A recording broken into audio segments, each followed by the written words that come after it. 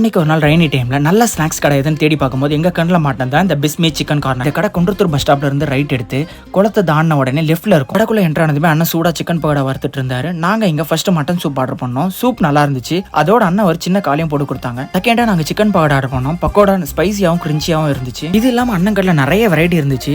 கடைசியா அந்த சிக்கன் பகோடாவும் சூப்பையும் குடிக்கும் போது மழையும் பெஞ்சுது. அப்ப எனக்கு என்ன தோணுச்சுன்னா,